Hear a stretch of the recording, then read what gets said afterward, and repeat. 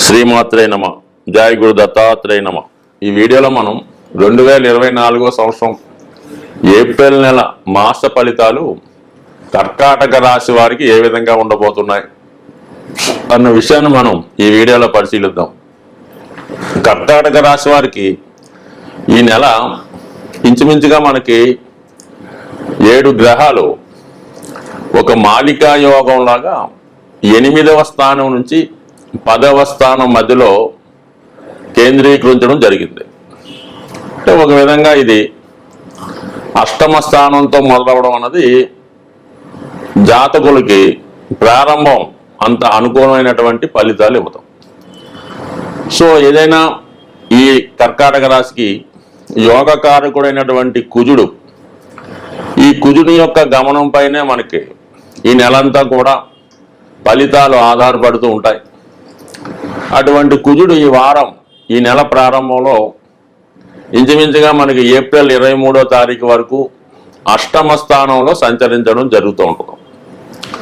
అంటే దశమ స్థానాధిపతి అయినటువంటి కుజుడు అంటే వృత్తి వ్యవహారాలకి, జీవనోపాధికి, దైనందిన జీవితంలో రొటీన్గా సంపాదించే ధనానికి కారణమైనటువంటి దశమాధిపతి అష్టమ స్థానంలో సంచరించడం ఒక విధంగా జాతకుడికి ఆదాయం మార్గాల్లో అంతరాయం ఏర్పడే అవకాశం ఉంది.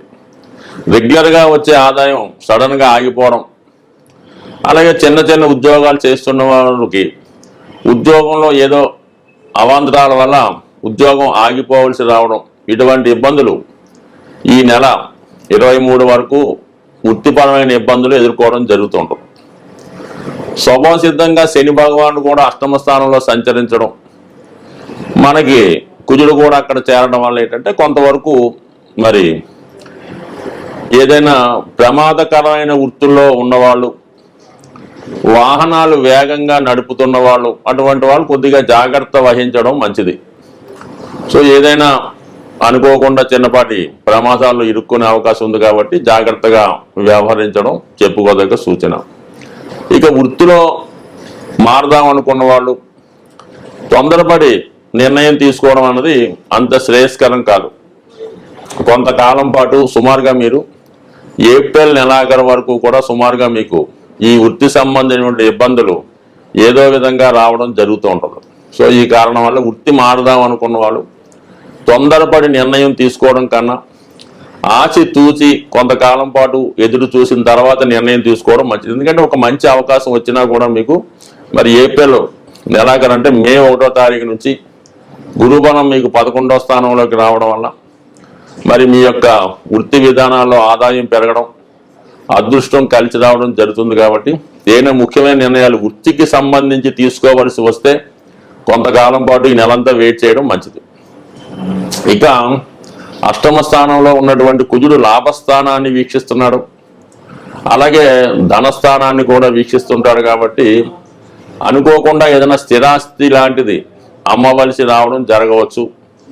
లేదంటే ఏదైనా ఆస్తి పంపకాల వ్యవహారంలో అన్నదమ్ముల మధ్య, దాయాదుల మధ్య ఈ విధంగా ఎంతో కాలంగా మీకు పరిష్కారం కాకుండా ఉండిపోయినటువంటి స్థిరాస్తి ఏమన్నా ఉన్నా, మీకు వారసత్వంగా మీ తాత ముత్తాతల నుంచి పెద్దవారి ద్వారా రావాల్సి ఉన్నా, అదే స్త్రీలైతే వాళ్ళకి భర్త గారి ద్వారా లేదంటే పుట్టింటి ద్వారా వచ్చినటువంటి స్థిరాస్తి లాంటిది ఏమైనా ఉంటే అది అనుకోకుండా ఈ నెలలో మీకు దాని యొక్క ఫలితాలు అది ధన రూపంలో మీకు ఈ నెలలో వచ్చే అవకాశం ఉన్నది. అది ఆకస్మిక ధనలాభం అవ్వచ్చు.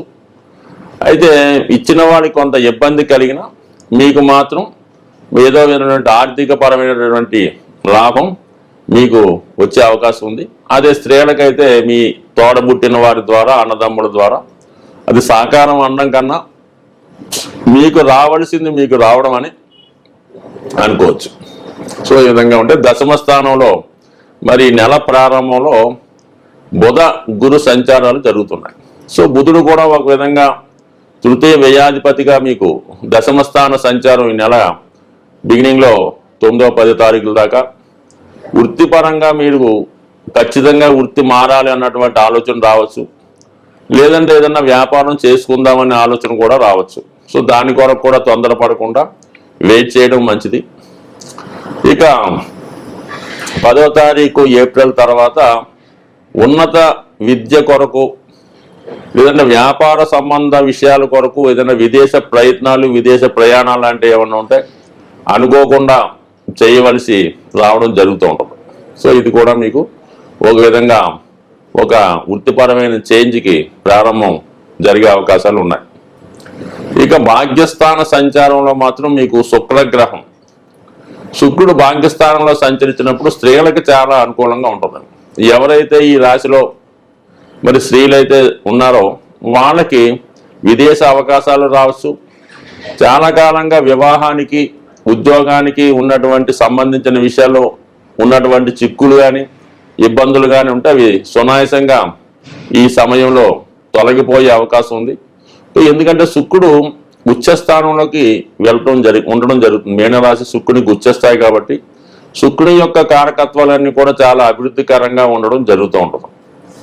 ఇక్కడ 9వ స్థానం అంటే కర్కాటక రాశి వారికి 11వ స్థానానికి మళ్ళా 11వ స్థానం అయింది. సో ఈ కారణం వల్ల ఇది మీకు స్త్రీల ద్వారా లాభం రావచ్చు, తోడబుట్టిన వారి వల్ల లాభం రావచ్చు, అధికారంలో ఉన్నటువంటి స్త్రీలు కానీ కళారంగం సినిమా రంగం టీవీ రంగంలో ఉన్నటువంటి స్త్రీల వల్ల కానీ మీకు ఏదైనా ఒక సహకారం కానీ అభివృద్ధి కానీ మీకు సహకరించే అవకాశం ఉంటుంది. వ్యక్తిగతంగా మీరు స్త్రీలై ఉంటే 100% మీ వృత్తిలో తగినటువంటి గుర్తింపు, అలాగే విదేశ అవకాశాలు, ఉన్నత స్థాయి అవకాశాలు, పెద్ద పెద్ద సంస్థల్లో మీకు ఆఫర్లు అవకాశాలు రావడం జరుగుతుంది. మొత్తం మీద సినిమా రంగంలో టీవీ మీడియా రంగంలో ఉన్న వాళ్ళకి మరి శుక్రుని యొక్క ప్రభావం ఈ నెలంతా కూడా చాలా అనుకూలంగా ఉండడం జరుగుతుంటుంది.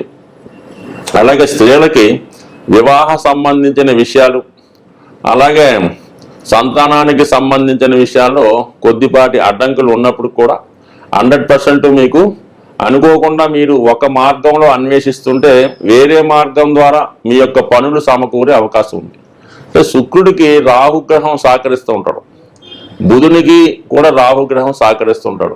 సో ఆ కారణం వల్ల ఏంటంటే మరి ఈ శుక్ర బుధుల కలయిక ముఖ్యంగా స్త్రీలకి మంచి విదేశ అవకాశాలు, ఉన్నత స్థాయి అభివృద్ధి జరిగే అవకాశం ఉంది. సో ఏదైనా మరి శుక్రుడు మనకి భాగ్యస్థానంలో ఉండడం వల్ల మరి కర్కాటక రాశి వారికి స్త్రీల వల్ల కుటుంబంలో ఉన్నటువంటి బంధువర్గం అంటే తల్లిగారు అక్కగారు ఏదైనా వదిన గారు ఎవరన్నా ఉన్నా వాళ్ళకి అభివృద్ధి రావడం, తద్వారా మీకు సహకారం వచ్చే అవకాశం ఉంది. కాబట్టి మరి ఈ వారం ఈ రాశి వారు శుక్రగ్రహ అనుగ్రహం కోసం లక్ష్మీదేవి ఆరాధన, కనకదుర్గ అమ్మవారి ఆరాధన చేసుకోవడం వల్ల 100% మీకు వృత్తిలో అభివృద్ధి కలిగే అవకాశం ఉంది. మరి అష్టమ స్థానంలో కుజగ్రహ సంచారం ఈ నెల 23 వరకు ఉంటుంది. కాబట్టి మరి ఎటువంటి చిన్న చిన్న ఇబ్బందులు, అపవాదులు, నిందలు రాకుండా ఉండడానికి హనుమంతుని యొక్క మంగళవారం కానీ శనివారం కానీ హనుమానాన్ని దర్శనం చేసుకోవడం, లేదా సంపూర్ణంగా శివుని యొక్క అనుగ్రహం కోసం